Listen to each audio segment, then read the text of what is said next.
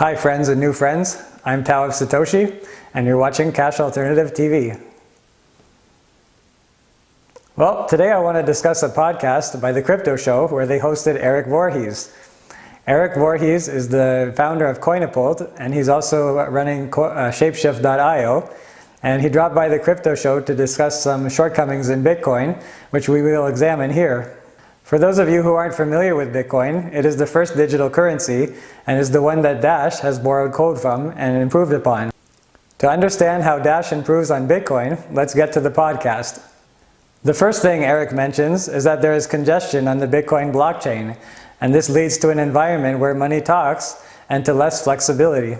I think something that a lot of people may not realize, though, is that if only 5 transactions a second can happen, and there are 5 people willing to pay, very high fees, no one else is going to get in. You simply can't outbid someone who's doing a $100,000 transaction. And so what this means is that fewer and fewer use cases of Bitcoin will be practical or economical. This is a bad situation, and it wasn't what Bitcoin set out to do. It was supposed to be accessible to all, not just the highest bidder. Erik then explains that due to the backlog of transactions, there are high fees, and some wallets can't adjust. This leads to stuck transactions and frustrated users. It creates this horrible mess, especially for new users, who are often the majority of users in a growing system are people who are new. Those people don't understand these fees very well. They certainly don't know how to calculate the proper Satoshis per kilobyte calculation that you need to do to make an accurate fee. So these people just end up, doing their first Bitcoin transaction and are supposed to be experiencing the future of money. And instead they get a transaction stuck for 24 hours, and they go on the forums and ask people what's going on, and a bunch of people tell them that they didn't calculate the right Satoshis per kilobyte. And a brand new user is going to be just completely confused by that and probably just not bother with the system anymore. Well, that does sound like a problem. If the user is not satisfied, you won't come back. This has been proven in business time and time again. Ease of use and functionality are key to digital currency. As Erik points out here, Bitcoin is growing, and that's great, but it could be doing so much more to deal with its problem of frustrated users. So one of the issues here is that in general, Bitcoin is growing. Like the aggregate number of users is rising. So a lot of people see that it's rising and they say, well, look, there's obviously no problem because the system's growing. And they don't realize that even though it's growing, it would be growing a lot faster. And there's a lot of people that are coming into the system and getting frustrated and then probably leaving again. And those people that should not be dismissed. That's a serious user experience problem. Well, hopefully it's not being dismissed. Surely there are people that are working on this now, and I wish them well. Is there any recourse for a Bitcoin user with a stuck transaction? Anyone who's not a Bitcoin expert, you can forget about even telling them about rebroadcasting. I mean, most people who even understand Bitcoin don't know what that is, let alone how to do it. The vast majority of real users who are using Bitcoin for some economic purpose are not going to understand rebroadcasting. Yeah, nor should they have to. Oh yes, rebroadcasting. This is a complicated procedure, and it ranges from tedious to next to impossible, depending on your skill level. Doesn't sound like an environment conducive to onboarding people. Erik describes in his own words the pain that is the Bitcoin network right now.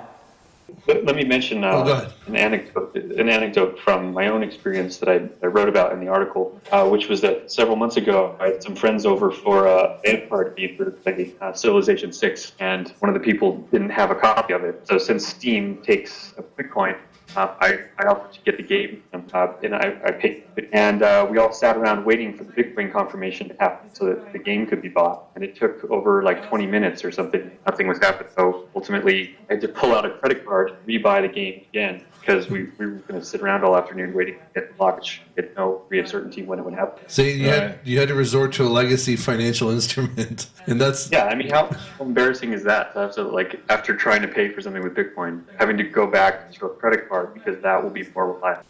Priceless. Use Bitcoin for slow, expensive transactions. For everything else, there's credit cards. Good thing they're everywhere you want to be. I sure feel your pain on that one, Erik. Ouch. Erik explains that the situation is deteriorating. for someone who's been in this for 5 or 6 years at this point, when I would do that same kind of thing 2 or 3 years ago and show someone a transaction for whatever purpose, there was never this uncertainty, right? Like as long as I paid a fee, it would get into the next block, and there was pretty excellent user experience, both in cost and in predictability, and that's gone now. The system is actually gotten worse in a few years and is continuing to degrade. I can see how that would be worrisome, but the Bitcoin community has come up with two solutions, although getting them to agree on one has been like pulling teeth. What are your thoughts on this, Erik? It appears very stagnant. You have a group of people, minority in the community, who is vehemently in favor of SegWit and wants that to happen right now. Then you have another minority who's vehemently in favor of hard forking to a larger block size. And then you have a whole bunch of, what I would call actual users and businesses and people that are trying to actually use Bitcoin for economic purposes that are not entirely dogmatic in either direction. They see the value of SegWit, and they also think that a hard fork to a larger block would help immensely as well. And myself is in that category. I want both to happen.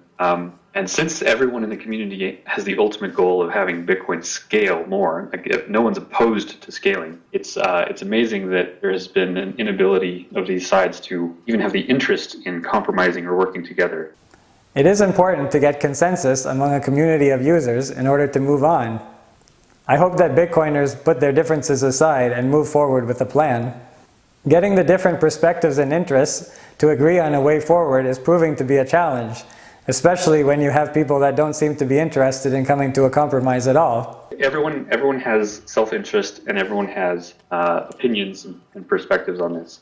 Some of which are scientific, some of which are emotional, some of which are economic, and none of those positions should be discounted or dismissed. They're all important. We're not a bunch of machines. We are humans, and we care about things that are important in different ways. And just having that ability to empathize with people who you disagree with is really important. And unfortunately, a lot of people in the community have been unwilling to do that. Sounds frustrating for sure. It's a situation no one in the Bitcoin community wanted to see. As the stalemate drags on, the disillusioned users of Bitcoin do have an option, as Erik explains here.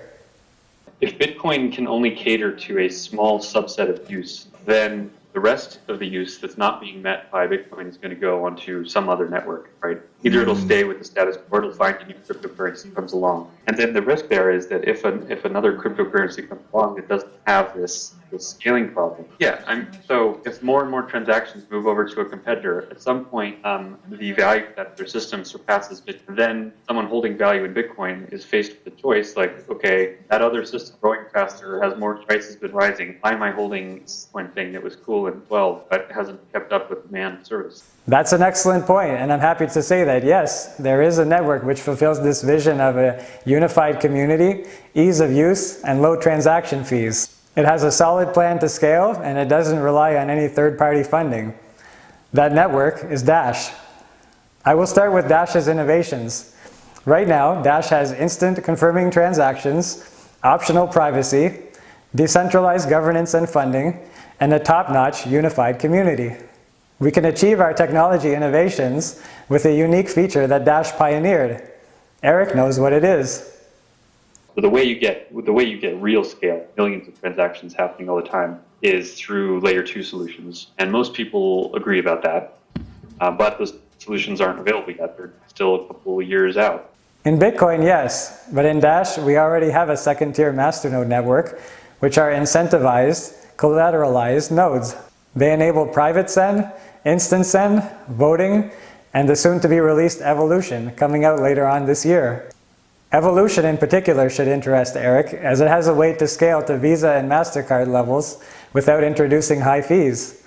This will be done by introducing a decentralized API to the masternode network, which will host the blockchain, regardless of size. Users will simply log in with an account, and they will have full access to the entire blockchain instantly, without the need to wait for syncing.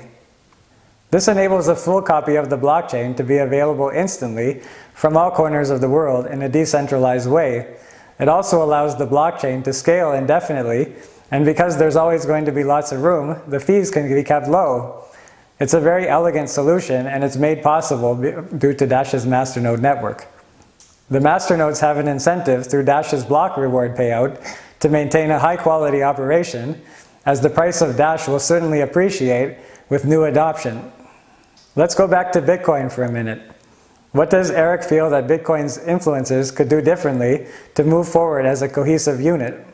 Nothing on a technical level. It's more about the people involved realizing that this is not just a technical experiment. And I mean, to their credit, they are brilliant engineers with very, very rare and sophisticated understanding of some very advanced technology. But they're also in charge of a social project, and I don't think that they appreciate that. And they'll take issue with me saying they're in charge of it, right? No one's really in charge of Bitcoin, but they have an outsized influence by far. Right. If you're to ask, per capita, who has the most influence on the system, the core developers are right up there in the top. And I think they often don't appreciate that even though they don't control it, they are leaders. They have a tremendous influence. And they don't realize that they are helping to lead and have influence over a social project. It's not just tech. Right now, it's important for influencers in digital currency to understand social concepts and economics as well as technology. This is where Dash shines. It has many innovations which lead to a well-rounded offering for the end user. But it also has a firm grasp of the economics of scaling and mass adoption, and this shows through with the plan for evolution. It helps that Dash's lead developer, Evan Duffield, has a background in finance as well as technology. Lastly, Dash's social scene is second to none in this space. We are welcoming, we support and respect each other, and we can agree to disagree until we have a vote which will show the consensus of the community on a way forward. It's a culture that we value very much and that newcomers will learn to respect. If you haven't seriously considered Dash yet, Erik, I strongly recommend that you do. Well, that's all I have for today. Thank you for listening to me, and don't forget to like and subscribe if you want to hear more from me in Cash Alternative TV episodes.